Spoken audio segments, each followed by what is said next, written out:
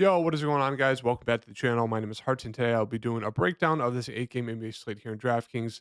Doing a game by game breakdown where I talk through my favorite early little core plays. So I'll have 4 core plays for you guys heading into tonight's slate, as well as a potential lineup build around those core plays, kind of my lineup process, all the good stuff in this video. So make sure to hit that like button and subscribe. Hitting that like button does really help out my channel, so I appreciate it if you could do that. And I'll see you guys in this breakdown. So recapping my lineup from last night, I didn't play over the weekend for NBA DFS. As you guys saw, I didn't make any videos. I kind of took the weekend off.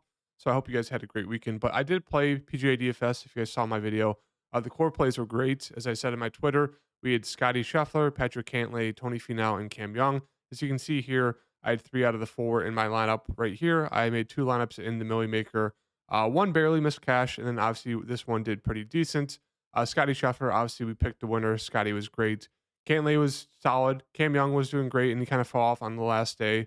And Tony Finau, I tied with Patrick Cantlay. So all 4 core plays made the cut.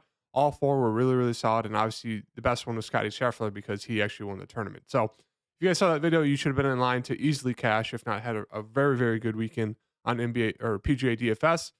We've been on an insane hot streak there. I think I'm 5 out of 6 or 6 out of 7 uh, weeks so far in PGA DFS of cashing or breaking even or making money. With I think I made 5 out of 6 of them. I've made a good amount of money. So yeah, it's been a great streak there in NBA or PGA DFS. So make sure to stay updated with me.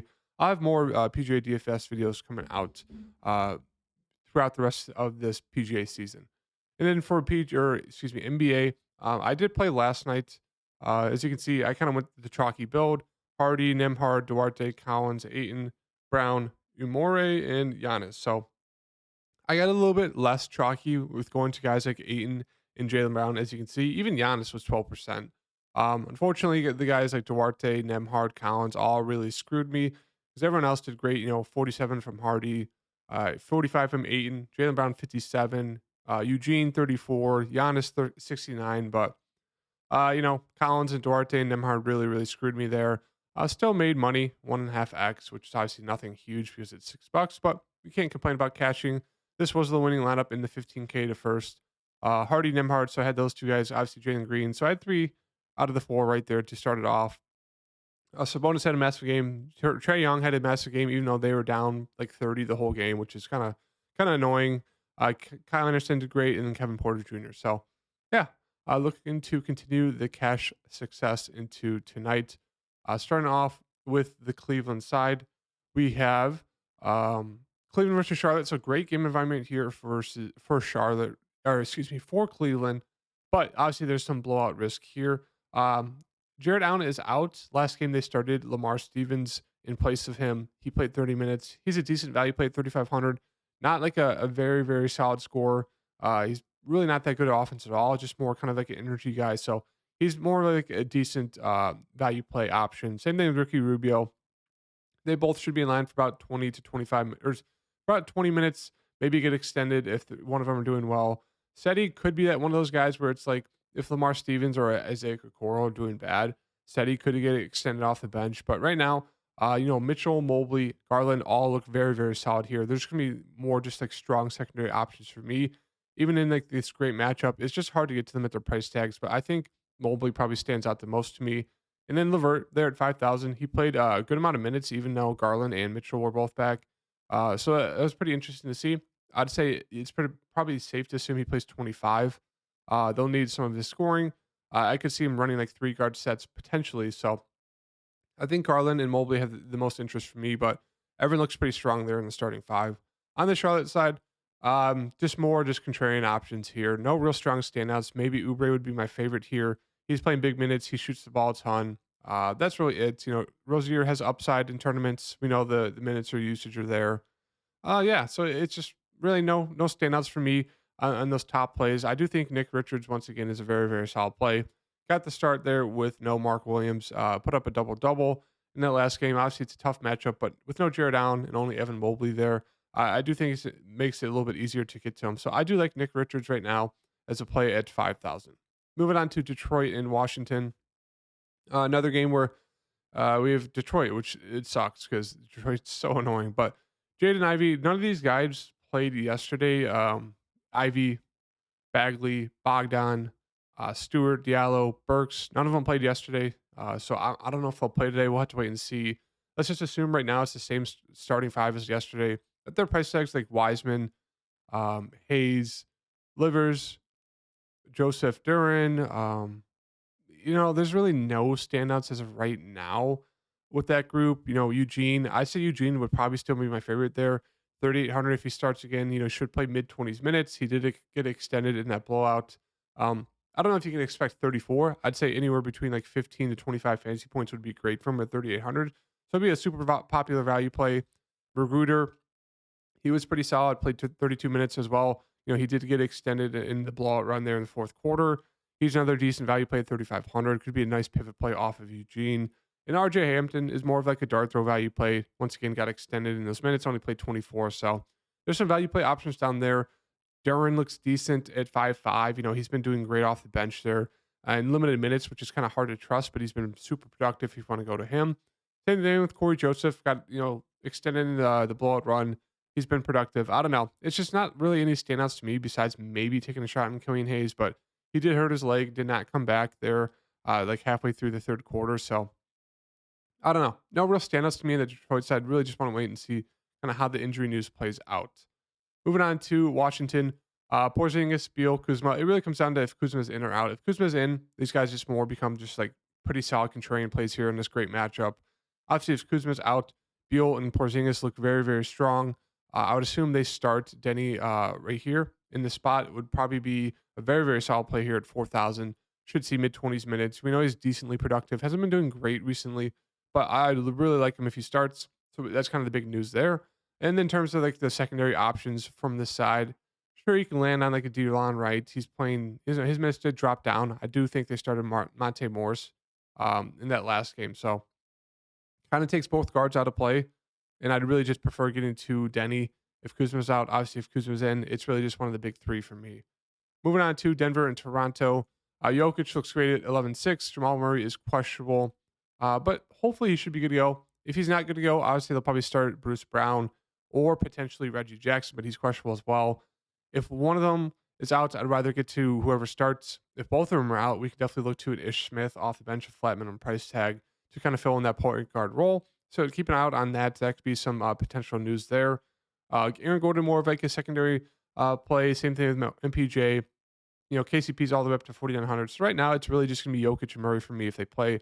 Obviously, if Murray's out, we can look to one of the guards to fill in, and it'd still be Jokic for me. Aaron Gordon would get a little bit of a usage bump. Same thing with other secondary plays, but no real strong standouts on the Denver side. On to the Toronto side. So for Toronto, once again, we're getting pretty soft price tags on the stars here between Pascal and Van Fleet.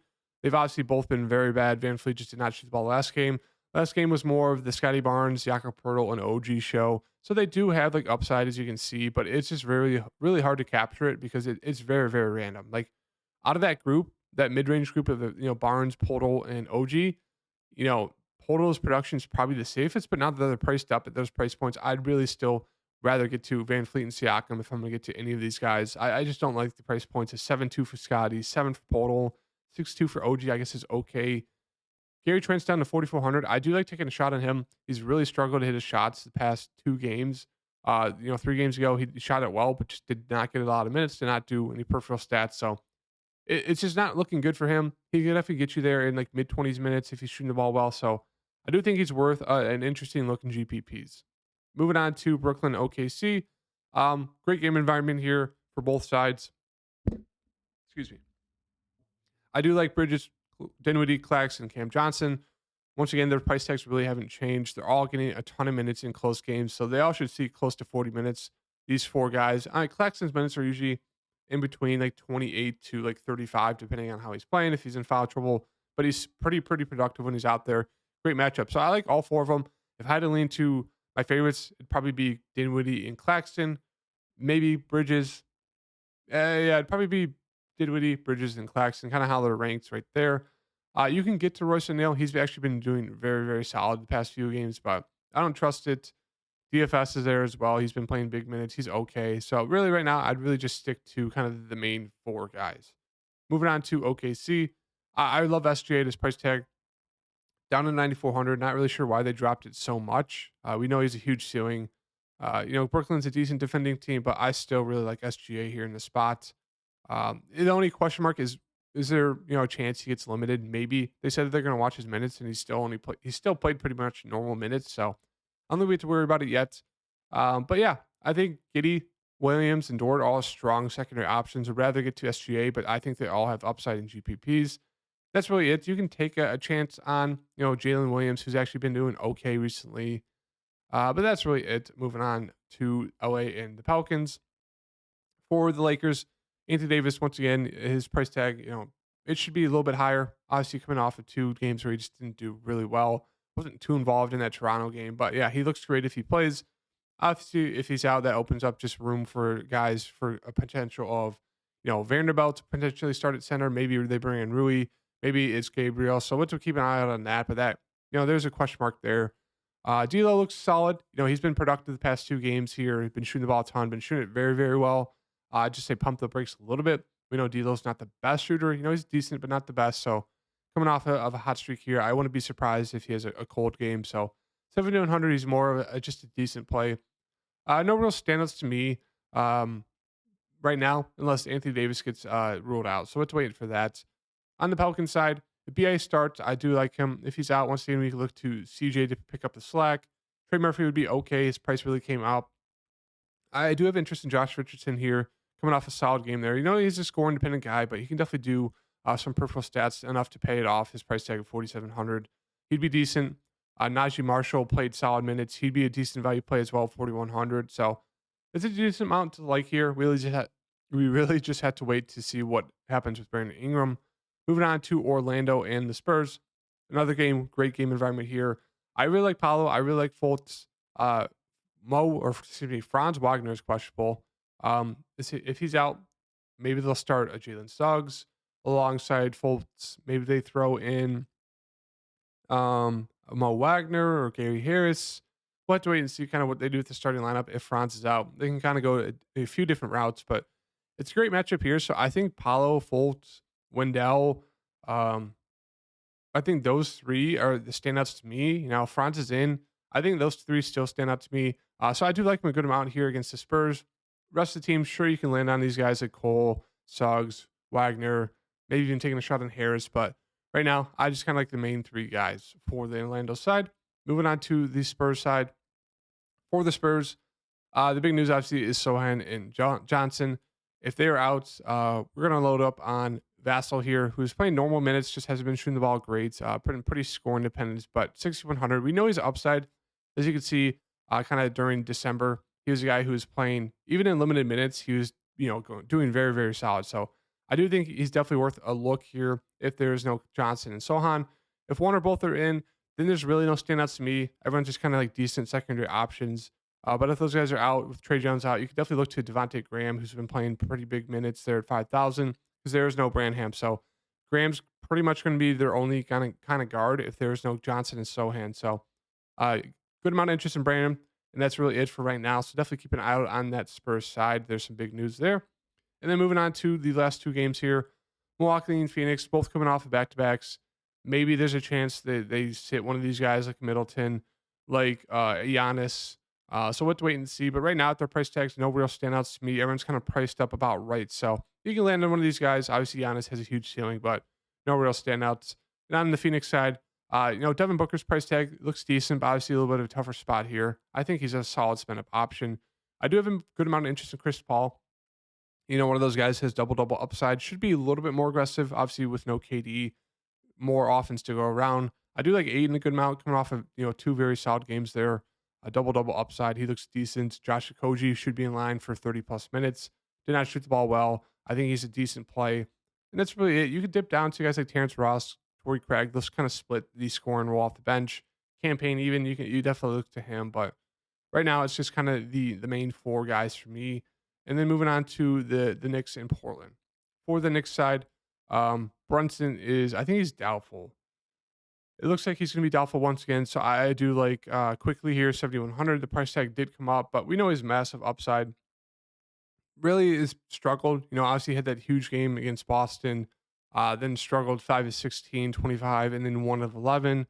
with Brunson back. Did get the start in the second half with Brunson being injured. And in the past 2 games, he started 49.5 and 24. So we know he's all over the board, but he's massive, massive, massive upside. So I still really like him if Brunson's out. Obviously, it's one of the later games, so you might have to build your lineup around the fact that Brunson might be out, or if he gets ruled in, you're gonna have to switch off quickly. Because at the price tag, he's going to kill you if he doesn't start. So that's kind of the risk for today. But I do like Randall at 9,000. He looks great, 9.9. Barrett, Hart, Robinson, all these guys I'd have more interest in if there's no Brunson, with kind of Robinson leading the way for me. But if there's Robinson, really no need to get to like a Hart or Barrett. I still think Robinson would look decent, but it'd pretty much just be Brunson and Randall for me if he does play. Obviously, if Brunson's out.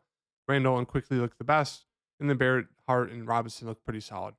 And then on the Portland side, obviously the big news is Dame and Grant. So I'm assuming Dame might give it a go. If he's out, we're going to load up on Simons, who's coming off 2 decent games, 42, 26, but he looked great there if there is no Damian Lillard. Grant, if he's out, maybe we get a start for Thibault, Reddish, Nurkic, Simons, and maybe a Watford, maybe a little. So there's kind of some big news here that we do have to wait and see. But as of right now, um, the real focus for me is going to be on Simons there at 6,900 if there's no Dame. Nurkic has just been all over the board. You can get to one of these value guys like a Thibault, Reddish, but no real standouts to me. It's really just kind of wait and see.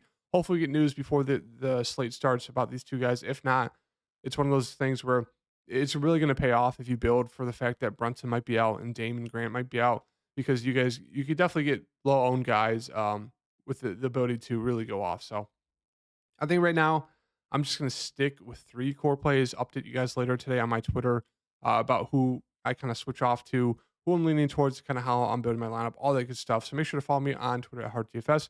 Hit that like button. I'll see you guys in the next video. Peace.